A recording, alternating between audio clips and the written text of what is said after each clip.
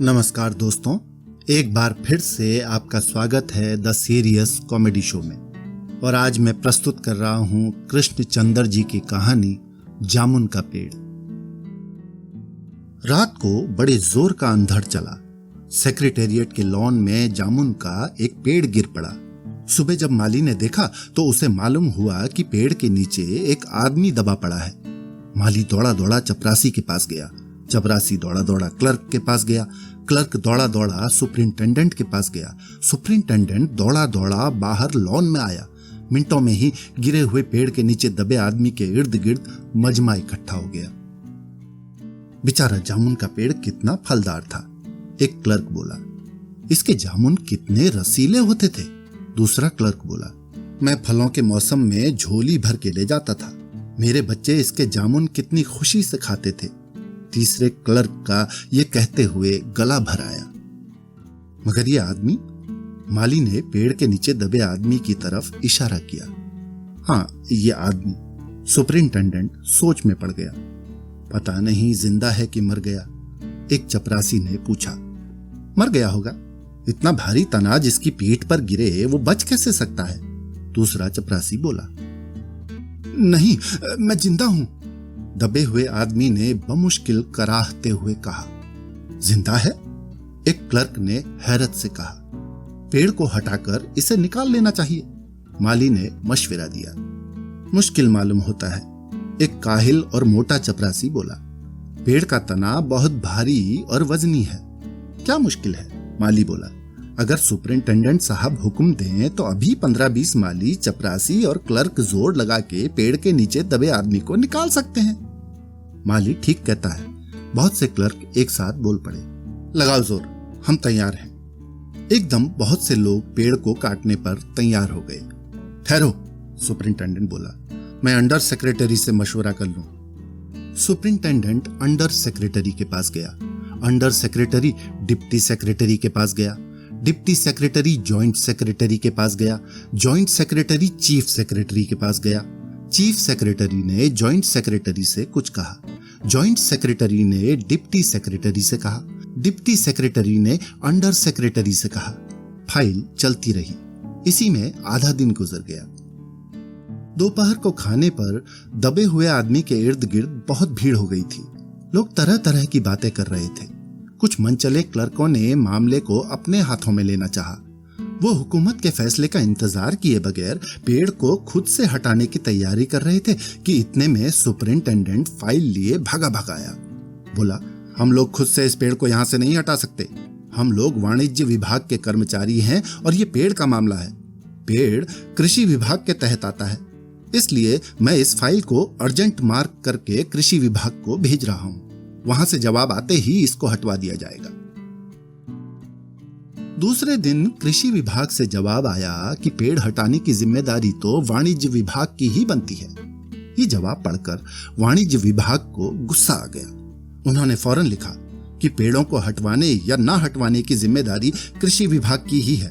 वाणिज्य विभाग का इस मामले से कोई ताल्लुक नहीं है।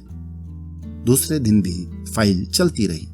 शाम को जवाब आ गया, हम इस मामले को हॉर्टिकल्चर विभाग के सुपुर्द कर रहे हैं, क्योंकि ये एक फलदार पेड़ का मामला है और कृषि विभाग सिर्फ अनाज और खेती बाड़ी के मामलों में फैसला करने का हक रखता है। जामुन का पेड़ एक फलदार पेड़ है, इसलिए पेड़ हॉर्टिकल्चर विभाग के अधिकार क्षेत्र में आता है। रात को माली ने दबे हुए आदमी को दाल भात खिलाया।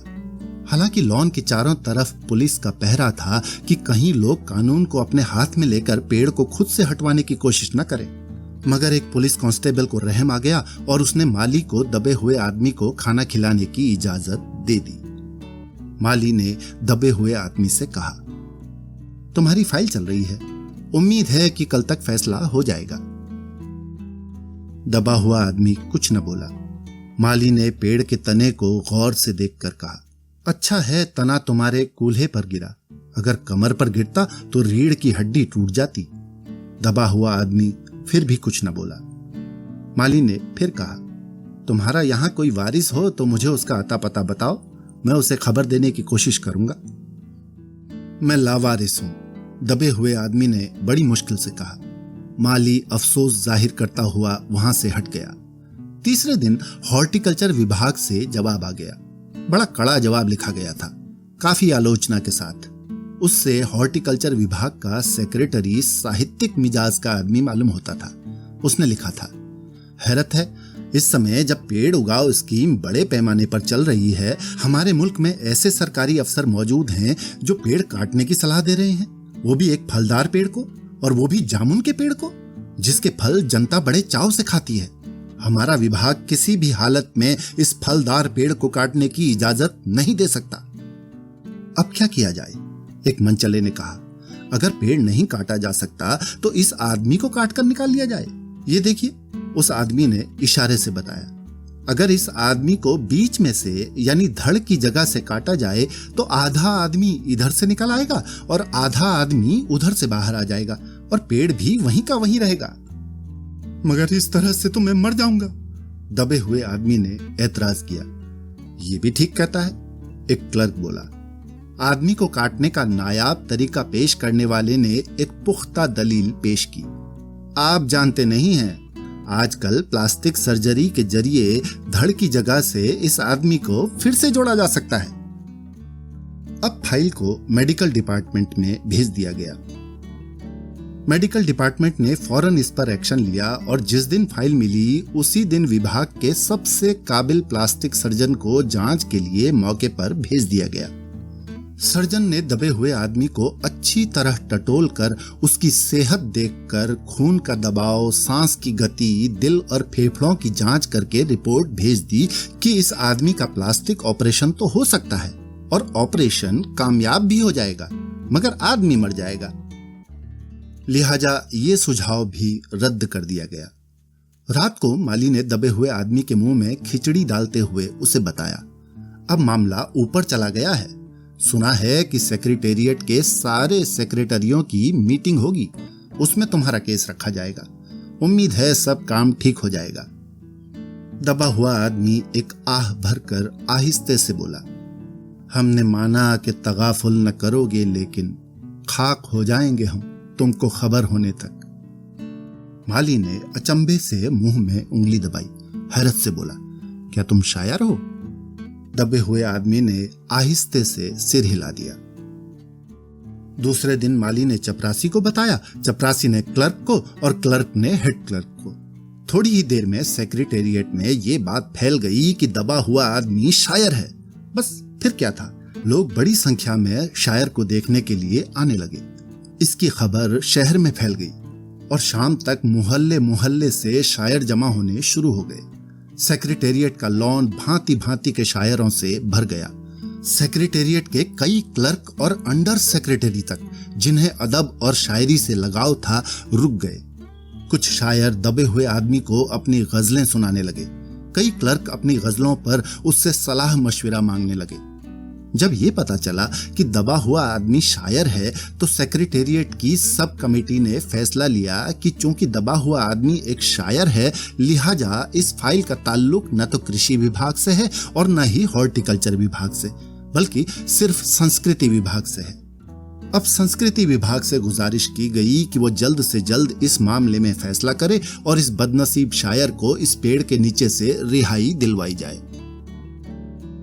फाइल संस्कृति विभाग के अलग अलग सेक्शन से होती हुई साहित्य अकादमी के सचिव के पास पहुंची। बेचारा सचिव उसी वक्त अपनी गाड़ी में सवार होकर सेक्रेटेरिएट पहुंचा और दबे हुए आदमी से इंटरव्यू लेने लगा। तुम शायर हो? उसने पूछा। जी हां, दबे हुए आदमी ने जवाब दिया। क्या तखल्लुस रखते हो? अवस। अवस? सचिव जोर से चीखा। क्या तुम वही हो जिसका मजमुआ ए कलाम ए अक्स के फूल हाल ही में प्रकाशित हुआ है? दबे हुए शायर ने इस बात पर सिर हिलाया। क्या तुम हमारी अकादमी के मेंबर हो? सचिव ने पूछा। नहीं। हैरत है, सचिव जोर से चीखा। इतना बड़ा शायर, अवस के फूल का लेखक और हमारी अकादमी का मेंबर नहीं है? उफ, कैसी गलती हो गई हमसे। कितना बड़ा शायर और कैसे गुमनामी के अंधेरे में दबा पड़ा है। गुमनामी के अंधेरे में नहीं, बल्कि एक पेड़ के नीचे दबा हुआ। भगवान के लिए मुझे इस पेड़ के नीचे से निकालिए। अभी बंदोबस्त करता हूं। सचिव फौरन बोला और फौरन जाकर उसने अपने विभाग में रिपोर्ट पेश की। दूसरे दिन सचिव भागा भागा शायर के पास आया और बोला, मुबारक हो, मिठाई खिलाओ, हमारी सरकारी अकादमी ने तुम्हें अपनी साहित्य समिति का सदस्य चुन लिया है, ये लो ऑर्डर की कॉपी। मगर मुझे इस पेड़ के नीचे से तो निकालो, दबे हुए आदमी ने कराह कर कहा। उसकी सांस बड़ी मुश्किल से चल रही थी और उसकी आंखों से मालूम होता था कि वो बहुत कष्ट में है। ये हम नहीं कर सकते, सचिव ने कहा। जो हम कर सकते थे वो हमने कर दिया है, बल्कि हम तो यहां तक कर सकते हैं कि अगर तुम मर जाओ तो तुम्हारी बीवी को पेंशन दिला सकते हैं। अगर तुम आवेदन दो तो हम ये भी कर सकते हैं। मैं अभी जिंदा हूं, शायर रुक रुक कर बोला, मुझे जिंदा रखो। मुसीबत यह है, सरकारी अकादमी का सचिव हाथ मलते हुए बोला, हमारा विभाग सिर्फ संस्कृति से ताल्लुक रखता है। आपके लिए हमने वन विभाग को लिख दिया है, अर्जेंट लिखा है। शाम को माली ने आकर दबे हुए आदमी को बताया कि कल वन विभाग के आदमी आकर इस पेड़ को काट देंगे और तुम्हारी जान बच जाएगी। माली बहुत खुश था। हालांकि दबे हुए आदमी की सेहत जवाब दे रही थी, मगर वो किसी न किसी तरह अपनी जिंदगी के लिए लड़े जा रहा था। कल तक सुबह तक उसे किसी न किसी तरह जिंदा रहना है। दूसरे दिन जब वन विभाग के आदमी आरी कुल्हाड़ी लेकर पहुंचे तो उन्हें पेड़ काटने से रोक दिया गया। मालूम हुआ कि विदेश मंत्रालय से हुक्म आया है कि इस पेड़ को न काटा जाए। वजह यह थी कि इस पेड़ को 10 साल पहले पिटोनिया के प्रधानमंत्री ने सेक्रेटेरिएट के लॉन में लगाया था। अब ये पेड़ अगर काटा गया तो इस बात का पूरा अंदेशा था कि पिटोनिया सरकार से हमारे संबंध हमेशा के लिए बिगड़ जाएंगे। मगर एक आदमी की जान का सवाल है, एक क्लर्क गुस्से से चिल्लाया। दूसरी तरफ दो हुकूमतों के ताल्लुकात का सवाल है, दूसरे क्लर्क ने पहले क्लर्क को समझाया। और यह भी तो समझ लो कि पिटोनिया सरकार हमारी सरकार को कितनी मदद देती है। क्या हम इनकी दोस्ती की खातिर एक आदमी की जिंदगी को भी कुर्बान नहीं कर सकते? शायर को मर जाना चाहिए। बिल्कुल। अंडर सेक्रेटरी ने सुपरिंटेंडेंट को बताया। आज सुबह प्रधानमंत्री दौरे से वापस आ गए हैं। आज 4 बजे विदेश मंत्रालय इस पेड़ की फाइल उनके सामने पेश करेगा। वो जो फैसला देंगे वो सबको मंजूर होगा। शाम 4 बजे खुद सुपरिंटेंडेंट शायर की फाइल लेकर उसके पास आया। सुनते हो? आते ही खुशी से फाइल लहराते हुए चिल्लाया, प्रधानमंत्री ने पेड़ को काटने का हुक्म दे दिया है और इस मामले की सारी अंतर्राष्ट्रीय जिम्मेदारी अपने सर पर ले ली है। कल ये पेड़ काट दिया जाएगा और तुम इस मुसीबत से छुटकारा पालोगे। सुनते हो? आज तुम्हारी फाइल मुकम्मल हो गई। सुपरिंटेंडेंट ने शायर के बाजू को हिलाकर कहा, मगर शायर का हाथ सर्द था। आंखों की पुतलियां बेजान थीं और चींटियों की एक लंबी कतार उसके मुंह में जा रही थी। उसकी जिंदगी की फाइल मुकम्मल हो चुकी थी।